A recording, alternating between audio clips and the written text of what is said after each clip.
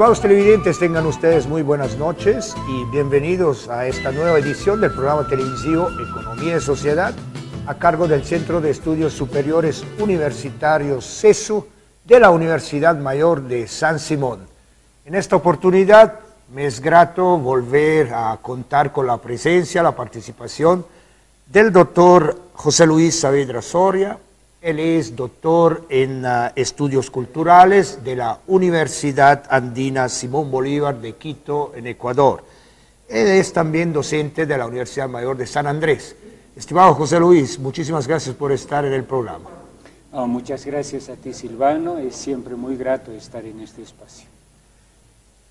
El día de hoy vamos a conversar recordando los 100 años de nacimiento de Paulo Freire, destacado educador, pedagogo y filósofo brasileño. Él nació el 19 de septiembre del año 1921, así que estamos muy próximos a sus 100 años. Y queremos empezar a dedicarle un espacio en este programa por su gran aporte a la humanidad y particularmente en el campo educativo.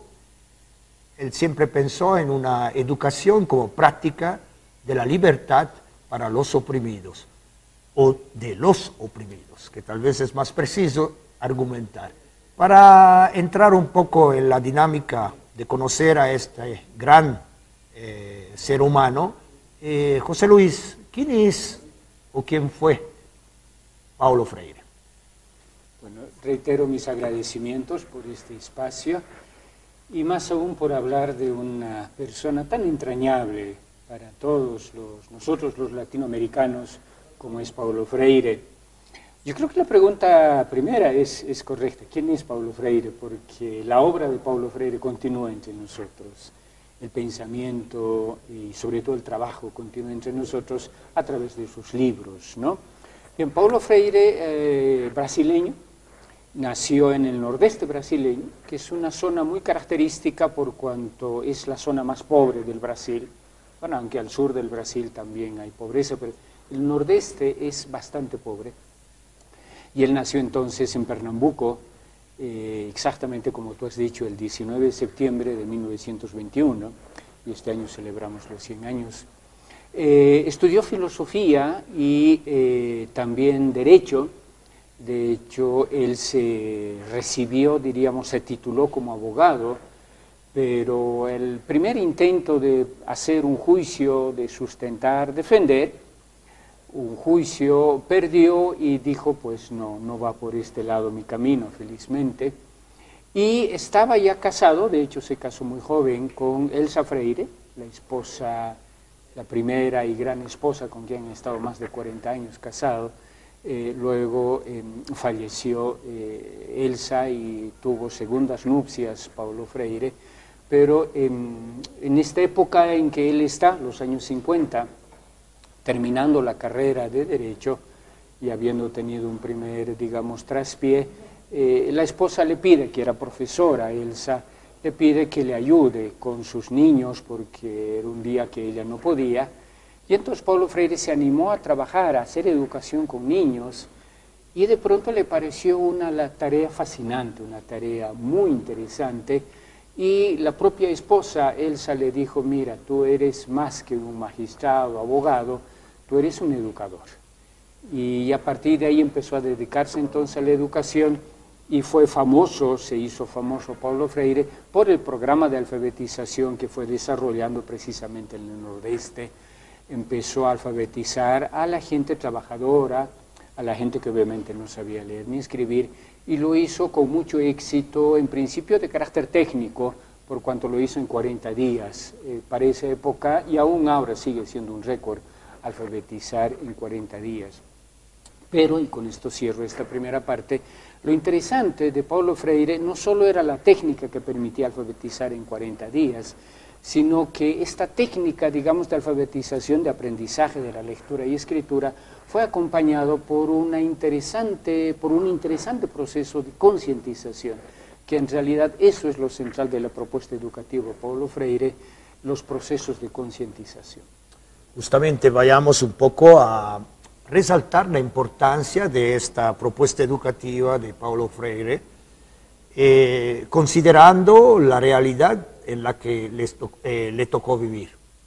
Sí, estamos hablando de los años 50, que es cuando empieza su tarea. Esta labor de alfabetización se fue extendiendo y expandiendo rápidamente, y empezando por un ámbito que es importante en la práctica, digamos, que va a tener Paulo Freire, y es que no se hablaba precisamente de centros de alfabetización, sino más bien de círculos de cultura. Y lo interesante de estos círculos de cultura, efectivamente la gente se alfabetizaba, pero lo interesante es cómo se desarrollaban estos procesos, que eran fundamentalmente a partir de lo que en realidad va a ser el método, no tanto centrado en la técnica de lectura o escritura, sino más bien en el método de diálogo que va a establecer Paulo Freire. Es decir, que quienes se alfabetizaban tomaban conciencia de su realidad a partir del diálogo que entre ellos mismos, mediados por el facilitador o alfabetizador o educador, con esta mediación es que ellos empezaban a discutir, los alfabetizandos y las alfabetizandas empezaban a discutir sobre su realidad y por tanto, y en esa medida tomaban conciencia, en el sentido de básicamente ver cuáles son las problemáticas más importantes que vivimos, que todos los seres humanos vivimos, y lo más interesante, el proceso de concientización es cómo transformamos esta situación que nos oprime, nos explota, nos empobrece, etc. Este fue el punto nodal, diríamos, del proceso de concientización, que es tomar conciencia de la propia realidad y comprometerse en la transformación de esa realidad. Eso me hace recuerdo, por ejemplo, bueno, si pensamos en Avelino Signani, Elizardo Pérez, me contaba Carlos Salazar Bustajo, uno de los últimos sobrevivientes de la experiencia de la escuela Ayllu en Guarizata, que ellos no fueron a educar al indio, sino fueron a liberarlo, ¿no? En esa condición en que estaba el pongueaje, la esclavitud feudal, etcétera, etcétera, ¿no? Entonces me parece que también Paulo Freire de alguna manera vive ese contexto. Entonces, con muchas intuiciones, muchas percepciones claras de parte de él como educador.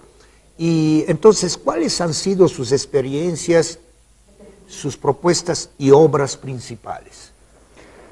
Creo que hay como dos partes, diríamos, ¿no? Es bastante compleja la pregunta, pero diríamos de manera rápida como hay dos partes. Por una parte, el trabajo propiamente educativo, que rápidamente se va a tornar también en un trabajo político. Esto es lo interesante.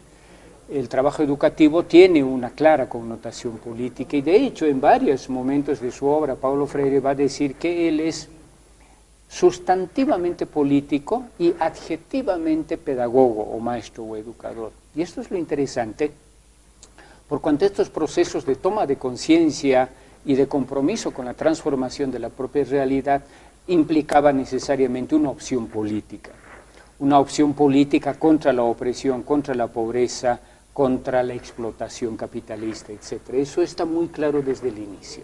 Entonces diríamos que la obra fundamental de Paulo Freire es esta de carácter ético, político, educativo, pedagógico. A la par, por supuesto, podemos hablar también de los principales libros que escribió Paulo Freire, y muy rápidamente. Es bastante complejo porque, digamos, hay una etapa de libros que él escribe y publica mientras vive, falleció en 1997, y hay otra parte tan o más numerosa que la que publicó Paulo Freire en vida, que justamente la viuda Ana María, la segunda esposa Ana María Araújo Freire, va a publicar y que en número es casi igual a lo que publicó en vida Paulo Freire. Son varias decenas de libros que publica Paulo Freire. Pero en conjunto diríamos como que hay 4 ámbitos en los que trabaja Paulo Freire de una manera muy dedicada, diríamos así. Por una parte, cierto, pedagogía del oprimido, que también en algún momento, en varios momentos del libro Pedagogía del oprimido, que es el más importante, aunque con el que empezó es Educación como práctica de la libertad, pero el libro, digamos, que lo hace famoso a Paulo Freire es Pedagogía del oprimido. Este libro lo escribió ya después de su exilio, luego del golpe de Estado que hubo en Brasil, el 64, Él va a tener un primer lugar de destino, interesantemente Bolivia. Estuvo en La Paz el año 64, pero como recordarán los televidentes, ese mismo año 64 también tuvimos el golpe de Barrientos aquí en Bolivia. Y además que la altura le empezó a afectar también, entonces se trasladó muy rápidamente, estuvo solo unos días en La Paz, a Santiago de Chile, que va a estar prácticamente hasta la época de Allende. Y ahí es donde va a escribir y publicar Pedagogía del Oprimido. Decía Pedagogía del Oprimido y que lo va a llamar también Pedagogía de la Liberación. Y como dice el gran obispo, decía, porque también ha fallecido, del Brasil, bueno, de origen español, pero que vivió, trabajó toda su vida en Brasil, este gran obispo...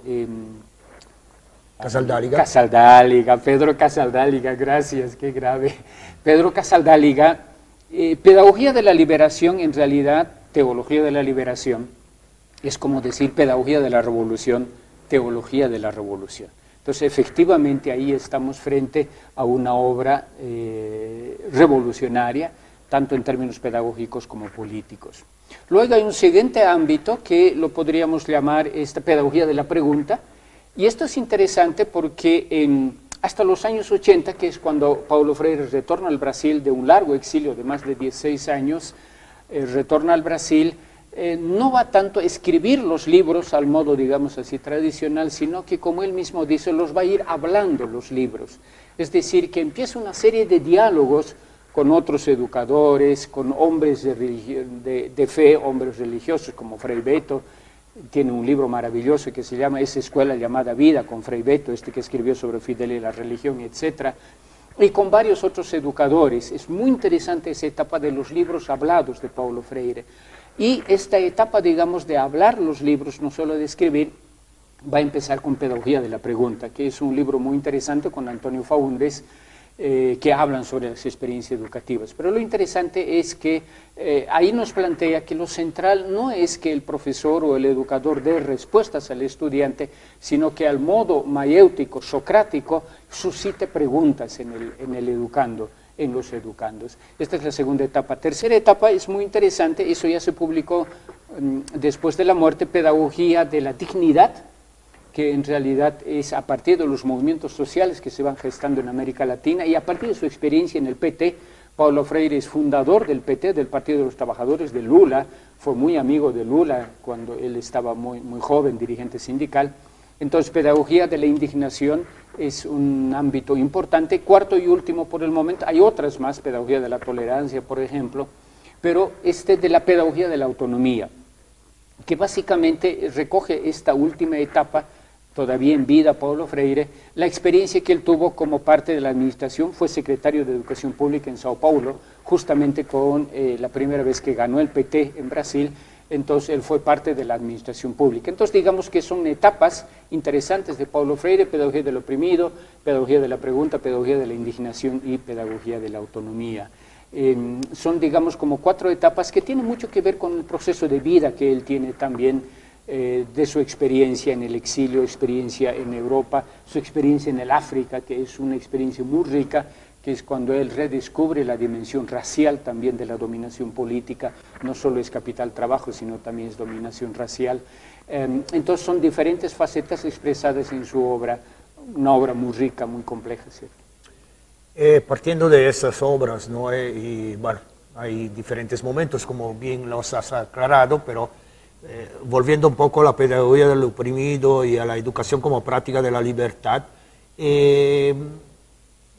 estaba apuntando claramente a través del proceso de alfabetización, trabajó más con los adultos, ¿no? Creo al final, pero apuntaba a transformar su realidad. Definitivamente, este es el norte ético, político y pedagógico de Paulo Freire, ciertamente. Primero, hay que reiterar esto, que él tiene un posicionamiento decididamente anticapitalista. En ese sentido es que decimos que su obra es revolucionaria, que el pensamiento de Paulo Freire es revolucionario, porque es radicalmente anticapitalista. Ahora, lo que sí se puede, digamos, discutir es que el norte era socialista. No, precisamente. Por lo menos en la etapa, digamos, central de la obra de Paulo Freire, que es Pedagogía del Oprimido, su apuesta es más bien humanista. Pero no humanista en el sentido burgués del término, no, para nada, sino humanista en el sentido, y él va a leer mucho, Paulo Freire va a leer mucho, a Frantz Fanon. Recordemos rápidamente que Frantz Fanon va a entender la colonización, igual que en nuestra experiencia, también en la experiencia africana, la colonización como deshumanización. Es decir, que los procesos de opresión, explotación, etcétera, deshumanizan al ser humano. Por tanto, una tarea liberadora, emancipadora, descolonizadora, es radicalmente humanizadora o rehumanizadora. Y esta es la perspectiva que va a tener de manera muy clara Paulo Freire, que es la perspectiva humanizadora. Pero entonces su trabajo es anticapitalista, es revolucionaria y por tanto es liberadora, es emancipadora. Por supuesto que apuesta a la transformación de la situación de opresión, de explotación, en una situación revolucionaria en el sentido de la liberación y de la humanización. Pero insisto en esto de, la palabra puede prestarse a confusiones, humanización, humanista, un buen tipo, digamos, no. La humanización como la recuperación de la plenitud del ser humano que sale de las situaciones de opresión y de explotación y de racismo también, por supuesto, hacia una perspectiva de libertad entendida como plenitud del ser humano. Paulo Freire siempre va a insistir en su ontología en que el ser humano que vive bajo una situación de opresión es un ser inacabado, incompleto, deshumanizado en el sentido. Entonces la liberación va a plenificar al ser humano y lo va a volver un ser libre. Esto es ciertamente una perspectiva muy interesante de Paulo Freire, revolucionaria, pero no precisamente socialista, sino más bien humanista en el sentido global del término. Paulo Freire trabajó muchos conceptos interesantes y llamativos. Por ejemplo, recordaremos esa idea de educación bancaria, donde el ser educado en realidad es una olla a la que hay que llenar de conceptos, de ideas, etcétera, etcétera. La alfabetización liberadora o concientizadora, esta formación dialógica, etcétera, etcétera. Pero quiero resaltar un concepto que también me parece clave en lo que ha sido lo que ha vivido Paulo Freire. Nadie libera a nadie, ni nadie se libera solo, ya que los seres humanos nos liberamos en comunión. Esa es una de las concepciones centrales de Paulo Freire. De hecho, Paulo Freire tiene varias frases políticamente bien dichas, es decir, en el sentido no de corrección política, sino que tiene una extraordinaria lucidez política al leer la realidad, y a partir de ahí este tipo de formulaciones que son realmente geniales, pero a la par con un sentido, yo diría, casi poético. Tiene una manera de expresarse, los libros en español son realmente una maravilla, a pesar de la traducción que sufren del portugués. La escritura, el estilo de escritura de Paulo Freire es apasionante, es poética, y él mismo lo dice en varios testimonios, en el sentido que él tiene una visión amorosa de la vida, y creo que esto es lo que le permite tener expresiones tan bellas como estas. ¿Cómo entendemos esto? Decía hace un momento en el sentido que el ser humano es un ser inacabado y que por tanto su realización, su plenitud, su plenificación, su liberación no puede ser obra estrictamente individual, no es posible esto, necesariamente es en comunidad, es en sociedad. Esto por la incompletitud inherente al ser humano. Todos los seres humanos nos realizamos siempre en comunidad, siempre empezando por la familia, y obviamente en la sociedad y en la comunidad, reitero. El concepto de comunidad es muy importante en Paulo Freire, desde ya los círculos de cultura que se inician en los años 60, esto lo va a trabajar de una manera mucho más decidida, diríamos, con su experiencia africana, en Sao Tomé Príncipe, Guinea-Bissau, etcétera, Angola también estuvo Paulo Freire, Mozambique también. Este sentido profundo de comunidad que tienen los pueblos ancestrales, pueblos indígenas, o también lo que va a redescubrir cuando vuelve al Brasil, los quilombolas, los movimientos de las comunidades afrodescendientes en Brasil. Y es el sentido de comunidad, es decir, de común unidad. Y esto es interesante porque es el mismo concepto que va a tener la Iglesia latinoamericana, la teología de la liberación, este sentido de común unidad, comunidad, ¿no? Efectivamente, entonces, los procesos de liberación, concientización, se generan en un contexto social de acompañamiento, de solidaridad, de fe, de esperanza, de compromiso, que en realidad son también las características del proceso de diálogo que va a establecer Paulo Freire como método. Bueno, y si vamos al presente, ¿cuál es la validez de su método y praxis en la actualidad? Esa es una buena pregunta. Requeriría más tiempo, pero digamos simplemente que Paulo Freire es plenamente vigente. Por dos razones básicas, hay muchas, pero dos razones básicas. Uno, porque el sistema de dominación capitalista, imperialista, continúa hoy tan o más agresivo con la humanidad y con la madre en tierra, con la madre naturaleza, que en la época de Paulo Freire, que en los años 50, 60 o 70. Es decir, seguimos viviendo gran parte de la humanidad, la inmensa mayoría de la humanidad, bajo el dominio, la opresión y la explotación capitalista. Por tanto, la obra de Paulo Freire, que reitero es decididamente anticapitalista, sigue siendo vigente hoy como hace 30, 50 o más años. Segundo elemento es que los pueblos oprimidos, los pueblos explotados, sobre todo los del llamado Tercer Mundo, África, Asia, América Latina, continúan con sus luchas, tan o más enérgicas que en la época de Paulo Freire. Es decir, que los oprimidos, los explotados, luchan por su liberación, por su emancipación y sobre todo en el tiempo actual por una vida plena, por eso que aquí llamamos el vivir bien o el buen vivir, es decir, una vida en comunidad, pero además una vida que genere plenitud en el ser humano, realización del ser humano, no solo en el sentido económico, material, sino también espiritual. Por todo este conjunto de razones, Paulo Freire es sin duda una obra, un pensamiento, una praxis, como él solía decir, plenamente vigente en el tiempo actual, por cuanto los desafíos a los que se enfrentó Paulo Freire continúan tan o más vigentes en la actualidad como en la época de Paulo Freire. Así que Paulo Freire plenamente vigente, y aprovecho este espacio muy rápidamente para indicar que precisamente con motivo de los 100 años, el 18 de septiembre, que es sábado, haremos un gran evento recordando precisamente esta obra, este legado ético, político y pedagógico de Paulo Freire. Eso lo haremos aquí en Cochabamba, próximamente estaremos dando más detalles, pero tenemos muy presente a Paulo Freire, su obra, su pensamiento, continúa en nosotros, quienes estamos no solo en el campo educativo, sino también político, también ético. Esto es muy importante, una dimensión muy importante de la obra de Paulo Freire, esta relación ética con los demás y sobre todo podemos alargar un poquito las coordenadas que trabajó Paulo Freire, también una relación ética con la madre tierra, con la naturaleza. Si tuviéramos la posibilidad de rescatar, digamos, en nuestra cotidianidad, en nuestro cotidiano vivir, las enseñanzas que nos ha dejado Paulo Freire, brevemente, porque falta poco, pero ¿cuáles rescatarías, José Luis? Muchísimas, muchísimas. Difícil decirla en pocos segundos o minutos. ¿Qué rescataría?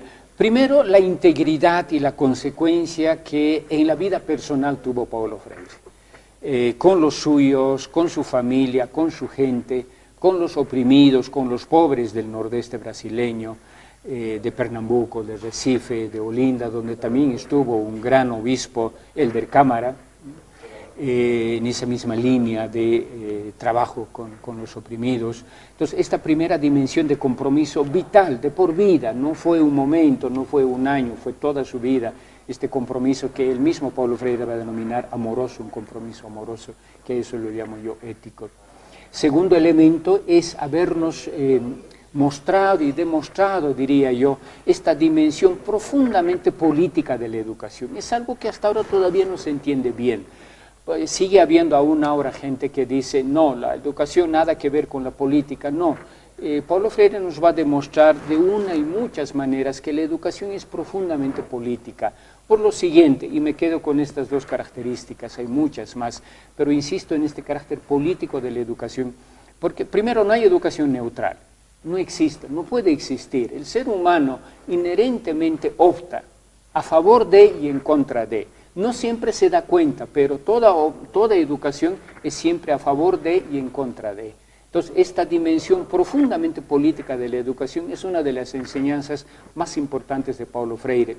Decía estas dos, pero permítame tercera, nada más.